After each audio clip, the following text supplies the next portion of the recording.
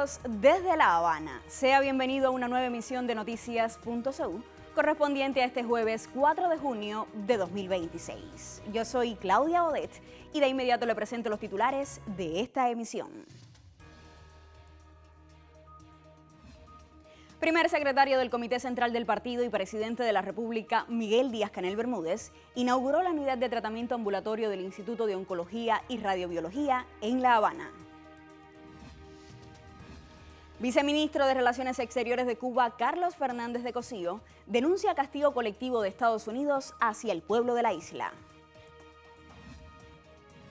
Profesionales de la salud cubana celebran Día de la Enfermería en la mayor de las Antillas. De estos y otros temas estaremos hablando en la presente emisión de Cuba Noticias Fin de Semana o de Noticias.cu.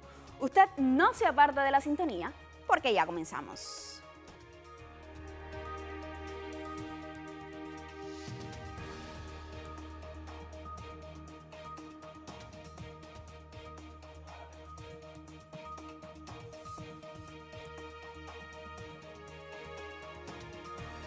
Ya lo decíamos, el primer secretario del Comité Central del Partido y presidente de la República, Miguel Díaz-Canel Bermúdez, inauguró este miércoles la unidad de tratamiento ambulatorio del Instituto de Oncología y Radiobiología en La Habana.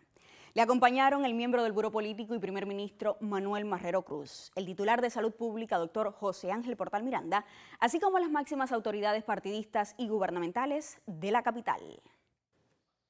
Un nuevo espacio en el que la profesionalidad y la calidez en la atención a los pacientes van de la mano fue inaugurado este miércoles en el Instituto de Oncología y Radiobiología por el presidente cubano, la unidad de tratamiento ambulatorio. El área amplía las funciones de lo que anteriormente era conocido como quimioterapia ambulatoria. Ya eso creció y en el mundo son unidades de tratamiento ambulatorio porque no solamente es quimioterapia lo que se pone inmunoterapia, tratamientos de soporte y otros que los pacientes necesitan durante su enfermedad para hacer el control o la curación.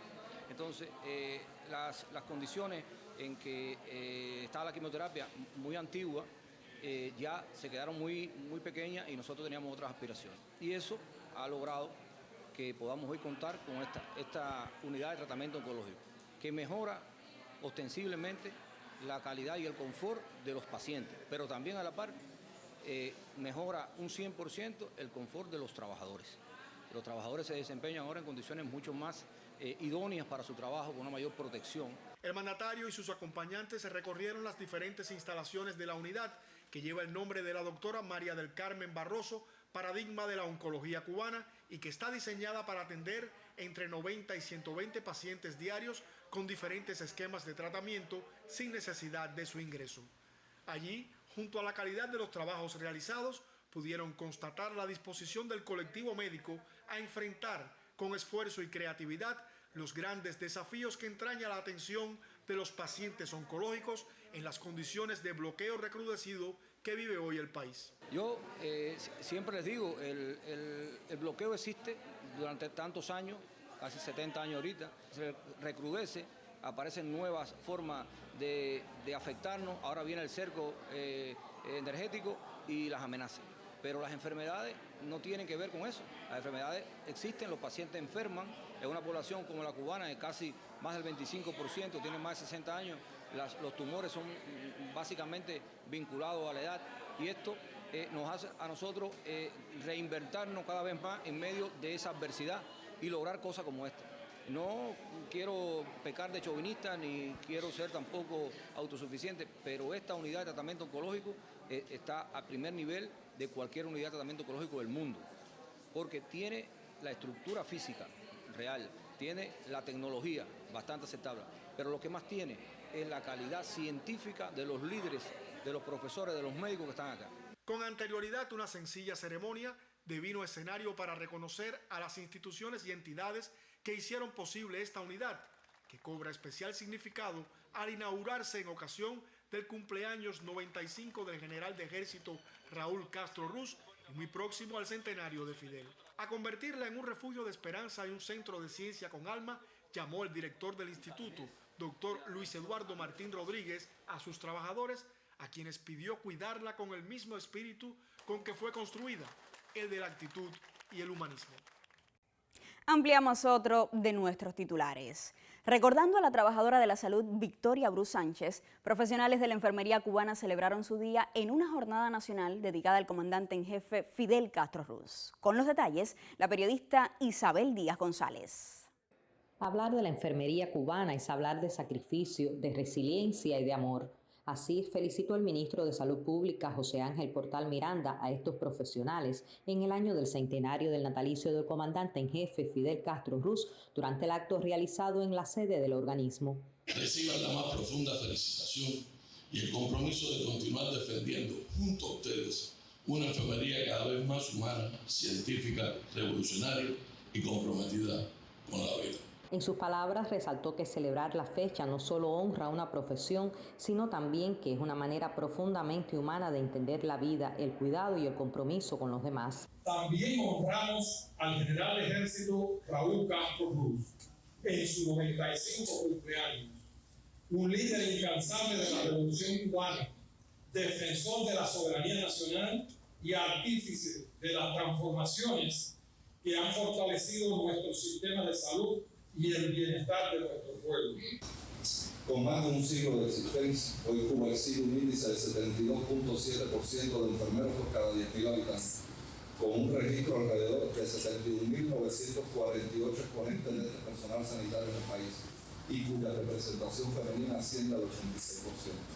Un espacio para entregar reconocimientos y distinciones a enfermeros destacados de todo el país, reafirmando la valía de esta profesión como pilar esencial de la medicina revolucionaria. Isabel Díaz González, Cubavisión Internacional. Primera pausa informativa en la presente emisión de Noticias.cu. Usted no se aparte de la sintonía porque a la vuelta, como de costumbre, haremos nuestro recorrido por las páginas condominio.cu.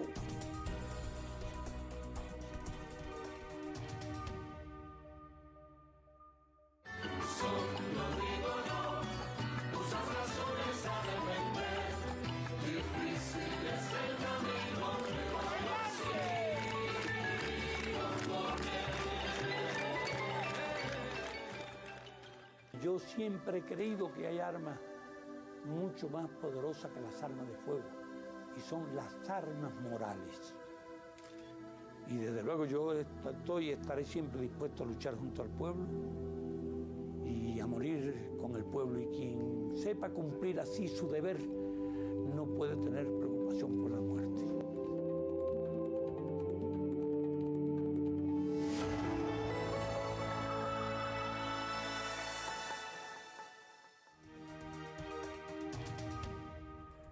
Ya lo anunciábamos, comenzamos nuestro habitual recorrido por las páginas condominio.cu y comenzamos en la Agencia Cubana de Noticias, donde es titular, y ya lo anunciábamos, que denuncia vicecanciller castigo colectivo de Estados Unidos a los cubanos. Carlos Fernández de Cosío, viceministro de Relaciones Exteriores de Cuba, denunció desde su perfil en la red social Facebook que el gobierno de Estados Unidos intenta conducir al país hacia un escenario de crisis con consecuencias impredecibles. El diplomático afirmó que Washington se esfuerza en provocar el mayor daño económico y social posible mediante su capacidad coercitiva, destinada a causar desajustes económicos, carencias materiales y destruir los sustentos de la vida humana en la nación.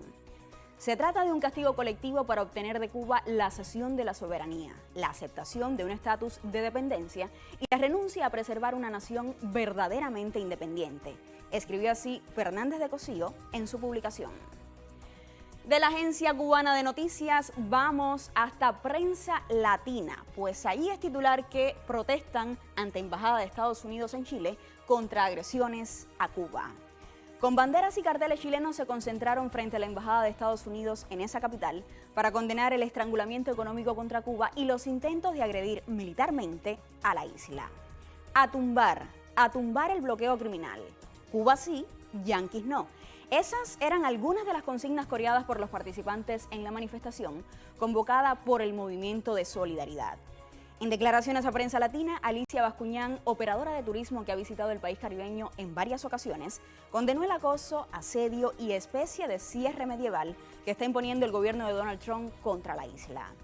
Hoy en día nadie pensaba ver esto contra un país que lo único que ha hecho es hacerle bien al mundo, dijo así, al tiempo que lamentó las sanciones contra el turismo, una industria que es vital para que los hospitales y escuelas funcionen. Dejen vivir a Cuba. Necesitamos que se diga en todos los idiomas, reclamó. Y de Prensa Latina vamos hasta Cuba, sí. Pues la portavoz del Ministerio de Relaciones Exteriores, Mao Ning, afirmó que fabricar pretextos y difundir acusaciones infundadas no pueden justificar el bloqueo ni las sanciones unilaterales impuestas por Washington contra Cuba. La vocera respondió así a recientes comentarios realizados por Marco Rubio durante una audiencia ante el Comité de Relaciones Exteriores del Senado estadounidense. Mao Ning señaló que Estados Unidos mantiene desde hace décadas sanciones unilaterales y un bloqueo contra Cuba que han afectado gravemente la economía y las condiciones de vida de la población. La portavoz afirmó asimismo que esas medidas han provocado enormes dificultades al pueblo cubano, al tiempo que enfrentan una oposición generalizada de la comunidad internacional. Con esta información le ponemos el punto final a nuestro habitual recorrido por las páginas condominio.cu. Hacemos otra pausa y a la vuelta tendremos otros temas.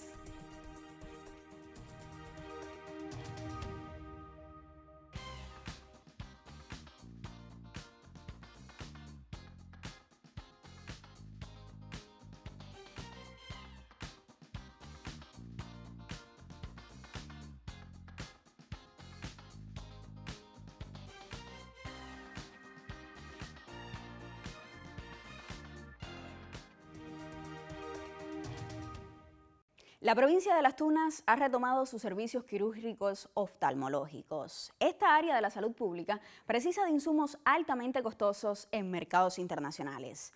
La periodista Natacha Díaz Bardón nos pone al tanto.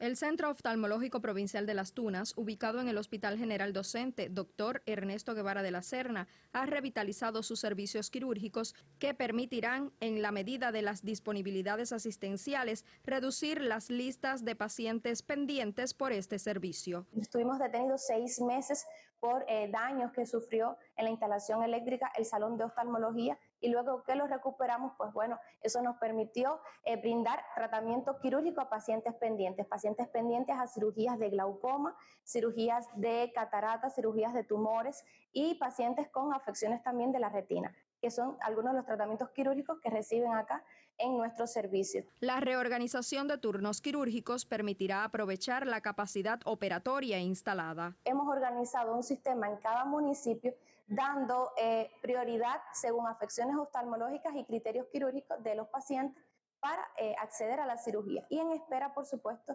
de nuevos insumos para poder seguir llegando a mayor población. Como hablábamos de toda esta parte del bloqueo recrudecido contra nuestro país y que eso nos limita a poder adquirir insumos médicos para la cirugía altamente costosos, como son los lentes intraoculares, los viscos elásticos y todo el resto de los materiales para la cirugía de catarata. Eso ha hecho que aumente la lista quirúrgica en pacientes pendientes a cirugía. Es un compromiso del equipo oftalmológico tunero garantizar la rapidez de estos servicios y mantener la calidad en los procederes quirúrgicos. Natacha Díaz Bardón, Cubavisión Internacional. Así culmina la presente emisión de Noticias.cu. Usted no se aparte de la sintonía, pues ya está en nuestro set mi colega Boris Luis Leiva para que lo ponga al tanto del acontecer deportivo.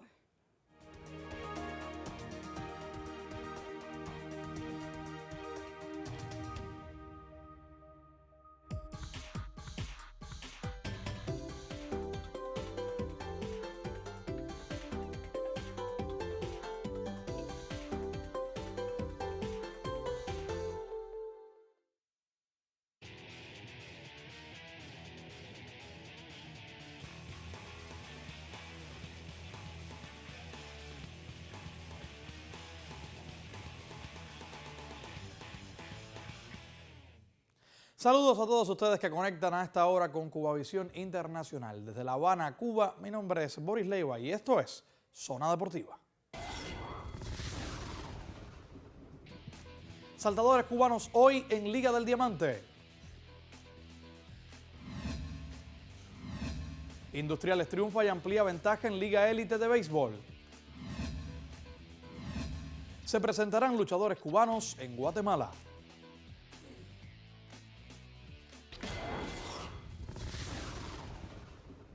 Lo anunciábamos en titulares referente al atletismo. El triplista cubano Lázaro Martínez y el saltador de longitud Jorge Odelín intervendrán hoy en la Golden Gala Pietro Menea en Roma, la cuarta parada de la Liga del Diamante 2026, en lo que será el debut de ambos en el circuito de este año.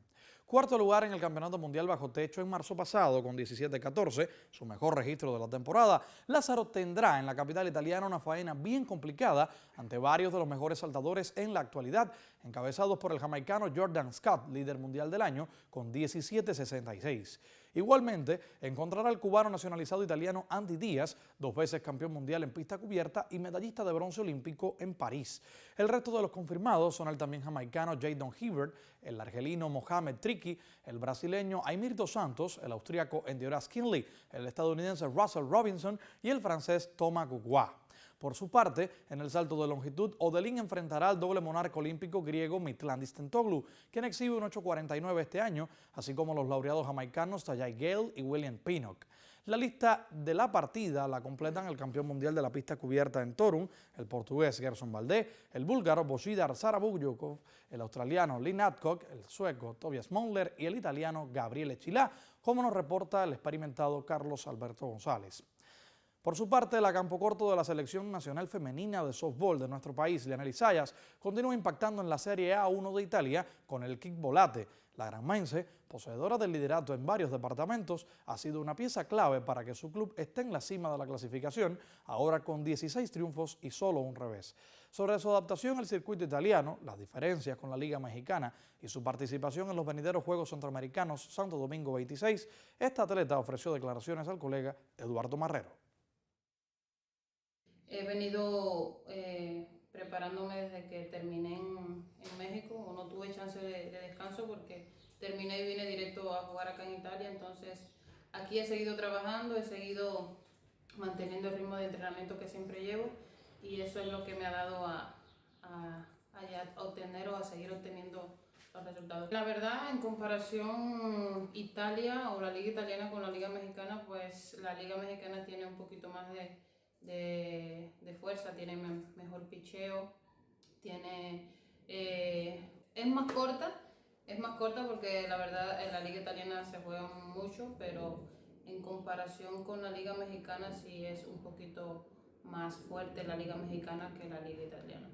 El horario choca mucho porque son muchas horas de diferencia, pero me adapté muy rápido aquí en Italia porque en comparación con México, la altura, un factor muy agotador porque me costaba mucho respirar, pero bueno, acá en Italia fue muy rápido, solo fue cuestión del horario. El centroamericano es un torneo muy corto, con muy pocos partidos donde debemos de ajustarnos muy rápido, entonces tenemos varias ausencias, tenemos que venir por validar la medalla de plata de El Salvador. Entonces, vamos con el mismo objetivo o quizás mejorar esa medalla de plata. Entonces, no hay de otra que salir a luchar partido por partido hasta que lleguemos al resultado con el objetivo que vamos. Las gracias a Eduardo y por supuesto a Lianely por sus declaraciones. Este miércoles, Industriales amplió la distancia en la cima de la tabla de posiciones tras dejar al campo a las Tunas en la Liga Élite del béisbol cubano. En el Estadio Latinoamericano, los dirigidos por Guillermo Carmona vencieron 4-3 con hit de oro de Yaciel Santoya en la 9ª entrada. El ganador del choque fue oficialmente el relevista Jordan William Bustamante, mientras que el perdedor fue Yankel Maurice, también como rescatista. Hubo cuadrangulares en ese encuentro para Henry Quintero por los Leñadores y Roberto Álvarez por los Capitalinos. Por su parte, Artemisa parece despertar y volvió a derrotar a los Huracanes de Mayabeque en el 26 de julio con nocaut de 13 anotaciones por 3. El pinareño Erlis Casanova se hizo con su segundo éxito del campeonato, al tiempo que Luis Miguel Vázquez salió por la puerta estrecha. Brian Mera y Harold Vázquez la sacaron del estadio por los vencedores, mientras que Samón lo hizo por los Huracanes. Por último, en el Calixto García, Matanzas necesitó las entradas extra para salir de sus malas rachas de 8 derrotas al hilo y derrotar a Holguín con pizarra de 7 carreras por 3. Ganó Luis Manuel Hernández y el perdedor fue Frank Navarro. A Andrés Pérez, José Mauri Noroña y Yaciel González la sacaron del parque por cocodrilos y cachorros respectivamente. A propósito del béisbol, el equipo de Las Tunas continúa reafirmando que es uno de los más estables de los últimos años en nuestros circuitos nacionales. Por ello, el periodista Aurelio Prieto Alemán conversó con su mentor, Abeisi Pantoja. Otra vez están dando muestra que van por el podio otra vez. Sí, nosotros siempre en las planificaciones el principal objetivo es buscar el podio y cuando estemos dentro de la discusión del podio ir por el primer lugar, que es lo más importante de la competencia. Entonces, hablando un poco de usted en su adolescencia, ¿cuáles eran sus peloteros preferidos? No, yo siempre admiré mucho principalmente yo me fijaba mucho en los bateadores zurdos, Marchetti, Muñoz. Pude jugar con algunos de época más reciente, con Luis Ulacia, jugué con Luis Álvarez, que fuimos compañeros de equipo desde la serie provincial hasta la serie nacional, y fui aprendiendo algunas habilidades que ellos tenían dentro del terreno. También escuché consejos de Víctor, que hay muchos así, pero Víctor sí me decía que por qué yo no era uno de los grandes robadores de Cuba, si yo era uno de los más rápidos dentro de las bases. Y esos son consejos que yo fui escuchando. Y quizás no lo pude llevar como atleta, pero sí lo estoy llevando como entrenador, que es lo más importante, es irradiando los conocimientos y la experiencia que tuvimos, y repartiéndosela, llevándola a los atletas, que es lo principal para tratar de hacer un gran equipo. ¿Qué ha representado dar continuidad a la puerta que abrió Pablo Civil? Sí, primero Pablo y yo, más que amigos, somos hermanos y yo siempre digo, es una pura coincidencia. Nosotros nacimos el mismo mes, el mismo día y el mismo año. Somos zurdos los dos y jugamos juntos muchos años y nos llevamos. Mis hijos le dicen tío, que eso también es algo de familia. Y nosotros siempre compartimos las ideas y cuando él fue a dejar ya la dirección, se me acercó y me dijo, necesito que tú seas el que continúe porque tenemos un proyecto que no podemos dejar que se caiga. Y creo que ese proyecto dio los frutos con Pablo y sigue dándolo con el colectivo de entrenadores y los atletas que tenemos hasta este momento. ¿Qué es el béisbol para usted? El béisbol es la vida, porque a veces me pongo bravo y quiero alejarme de él, pero ¿qué va? No me deja dormir, a veces no te deja ni comer, porque estás pensando en algo que te saqué y pensando qué me salió mal, qué hice mal, por qué lo hice si yo sabía que podía salir mal. Entonces, cuando uno siente todo eso es porque el béisbol de verdad que lo lleva en la sangre y es difícil salir de él. Es como nosotros decimos, es el bichito del béisbol el que te hace mantenerte aquí por mucho tiempo. Y del béisbol vamos a la lucha, porque este jueves comenzará en Guatemala la Copa Pet Sound in Memoria y Cuba participará con 9 gladiadores. La delegación antillana competirá en las categorías de mayor y juvenil, con la peculiaridad de que los 6 hombres inscritos irán al colchón tanto en el estilo greco-romano como en el libre. También habrá 3 jóvenes gladiadores y todos estarán bajo las órdenes del entrenador Wilberto Leal. Encabeza el equipo masculino Vladimir Vila, campeón en los segundos Juegos Panamericanos Junior de Asunción en los 57 kilogramos de la libre. Además, competirán Rachel Gómez y Kevin Dueñas en los 61 kilos, Orislandi Perdomo en 74 y Guillermo Paul en los 79. Integran el grupo femenino Yanairi Endre y Rocío Martínez en 53 e Yomara Carmuz en 62. El certamen contará con participación de más de 400 atletas de 17 países y servirá de preparación para futuros eventos de estos jóvenes gladiadores, como nos informa el periodista Alejandro Rodríguez Ulloa. Villa Clara celebrará su Olimpiada del Deporte en esta provincia durante 5 jornadas. Ese evento reunirá atletas de la Escuela de Iniciación Deportiva en las categorías pioneril, escolar y juvenil. Con 32 disciplinas acreditadas y más de 1000 competidores, quedó inaugurada en Santa Clara la Olimpiada del Deporte villaclareño, justa que está dedicada a Fidel en el centenario de su natalicio. Eventos grandes como el fútbol, el béisbol 5, con mucha aceptación, el tenis de campo, el voleibol con una gran participación también, una cifra bien grande, el balonmano, vamos a tener participación de esos 32 deportes, en 32 instalaciones en la provincia. Durante 5 jornadas, el evento congrega principalmente a atletas de la Escuela de Iniciación Deportiva que residen en el municipio de Santa Clara en las categorías escolar, juvenil y pioneril, además de competidores de otros territorios villaclareños. En esta primera Olimpiada, nuestros profesores estarán sobre todo evaluando los objetivos pedagógicos de cada deporte, como se hace tradicionalmente en los Juegos Escolares. Además, son los comisarios técnicos de cada deporte o sea, son los que van a organizar todo el tema del arbitraje propio de cada deporte, el esquema de juego, los puntos a alcanzar, y además muchos profesores también se van a insertar en la aplicación de instrumentos para las investigaciones futuras que estamos desarrollando desde trabajo, diploma, maestrías y doctorado. La cita se extenderá hasta el próximo día 6 de junio, cuando se realice la ceremonia de clausura en áreas del estadio Augusto César Sandino. Con este reporte de la colega Hailen Barroso finaliza la emisión de hoy de Zona Deportiva aquí en Cubavisión Internacional. A usted del lado de allá, como siempre, muchas gracias por la sintonía y recuerde seguir nuestras multiplataformas.